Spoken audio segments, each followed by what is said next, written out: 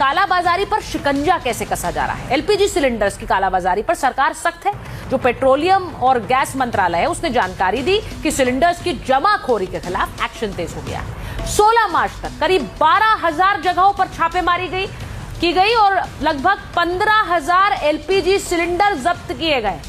दिल्ली में ही एक दिन में 600 सिलेंडर जब्त किए गए। उधर यूपी में पिछले कुछ दिनों में ही 450 छापे मारे गए।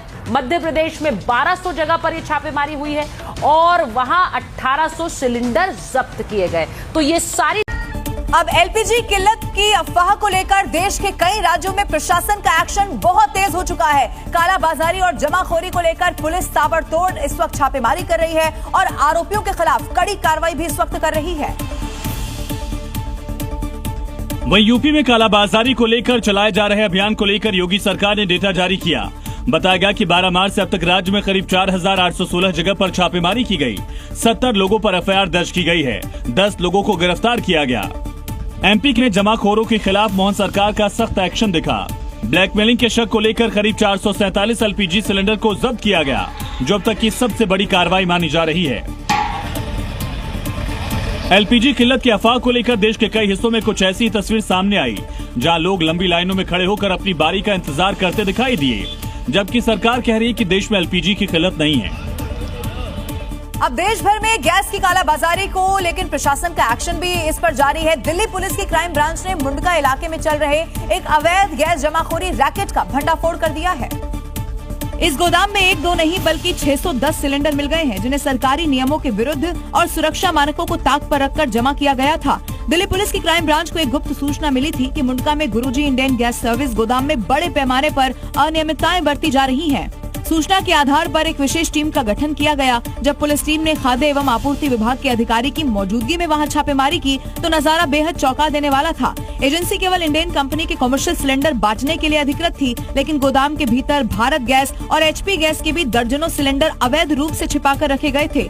इन सिलेंडरों को जानबूझकर कमी पैदा करने के लिए छिपाया गया था, ताकि गैस संकट के समय इन्हें बाजार में ऊंचे दामों पर बेचकर मोटी कमाई की जा सके।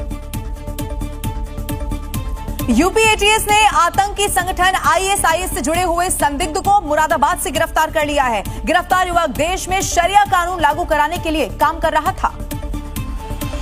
उम्र महज 19 साल, लेकिन मंसूबे बेहद ही खौफनाक। नाम है हारिश अली, जो ऑनलाइन माध्यम से कई ग्रुप्स बनाकर आईएसआईएस की जिहादी विचारधारा को फैला रहा था और लोगों को भर्ती कर रहा था। सहारनपुर का हारिश मुरादाबाद में रहकर डॉक्टरी की पढ़ाई कर रहा था और बीडीएस सेकेंड ईयर का छात्र है।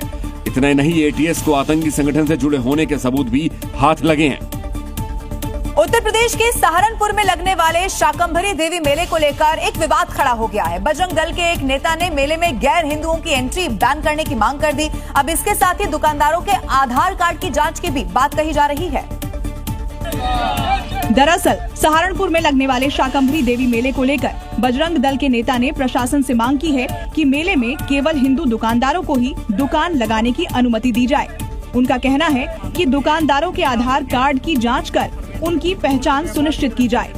बजरंग दल नेता ने चेतावनी देते हुए कहा कि अगर प्रशासन ने इस पर ध्यान नहीं दिया तो हिंदू समाज विरोध करेगा। वहीं इस बयान के बाद राजनीतिक और सामाजिक हलकों में बहस तेज हो गई है। अब सबकी नजर प्रशासन के फैसले पर टिकी है। राजस्थान के जालोर की बात करते हैं, जहां आयोजित एक धर्म सभा में उत्तर प्रदेश के मुख्यमंत्री योगी आदित्यनाथ ने कांग्रेस समेत कई राजनीतिक दलों पर निशाना साध दिया है। सीएम योगी ने मंच से कहा है कि जिन्होंने राम को नकारा, राम ने उन्हें ये ठुकरा दिया। आप सोचो ना, उन्होंने राम को ठुकराया, राम को नकारा, राम ने उनको ठुकरा दिया।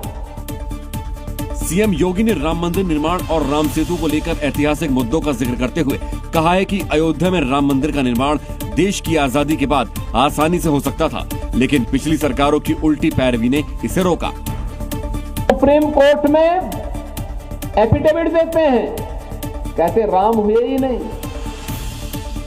सीएम योगी ने रत्नेश्वर महादेव मंदिर के निर्माण में सहयोग करने वाले राजा मान सिंह की सराहना भी की और कहा कि स्वस्थ मानसिकता से किया गया योगदान कभी व्यर्थ नहीं जाता। उत्तर प्रदेश को अपराध मुक्त बनाने के लिए योगी फोर्स का ऑपरेशन लंगड़ा लगातार देखने को मिल रहा है। आज तस्वीरें मथुरा और उन्नाव से सामने आ गई है, जहां अपराधियों का हिसाब कर दिया गया। तस्वीरें मथुरा की है। योगी आदित्यनाथ का आदेश साफ है, किसी बहन बेटी को छेड़ा तो अगले चौराहे पर खाकी हिसाब कर देगी। 14 मार्च को मथुरा में गैंगरेप की घटना को अंजाम दिया और अब योगी फोर्स ने ऑपरेशन लंगड़ा के तहत इन दोनों आरोपियों को गिरफ्तार कर लिया है। इधर उन्नाव में पुलिस की गिरफ्त में लंगड़ा कर चल रहा ये आरोपी गौ तस्करी करता था। पुलिस ने देर रात सर्च ऑपरेशन के दौरान इनको रोका तो पुलिस पर ही फायरिंग कर दी। जवाबी एक्शन में पुलिस ने रफीक और मनमोहन दोनों आरोपियों को गिरफ्तार कर लिया है। दोनों की कई मामलों में तलाश थी। पंचायती चुनाव से पहले पश्चिम उत्तर प्रदेश में अवैध हथियारों की सप्लाई का एक बहुत बड़ा खुलासा हो गया है। मुजफ्फरनगर पुलिस ने 4 हथियार तस्करों को इसमें गिरफ्तार कर लिया है और इनके पास से भारी मात्रा में अवैध हथियारों की बरामदगी भी हो गई है। मुजफ्फरनगर पुलिस ने देर रात चेकिंग के दौरान एक ऐसे गैंग का भांडाफोड़ किया जो चुनाव से पहले हथियारों की सप्लाई करने यहाँ पर आया था। पलड़ी नहर पुलिया पर चेकिंग के दौरान जैसे पुलिस ने स्विफ्ट कार को रोकने का इशारा किया, कार सवार ने भागने की कोशिश की, लेकिन घेराबंदी में चारों आरोपी दबोच लिए गए। पुलिस ने मेरठ के रहने वाले आकिल, फरहान, मोहम्मद तालिब और शाहरुख को अरेस्ट कर लिया। इनके पास से पुलिस ने 7 अवैध पिस्टल्स, 3 तमंचे, भारी मात्रा में कारतूस को बरामद किया है। अब तक हमारे जो मुलजिम है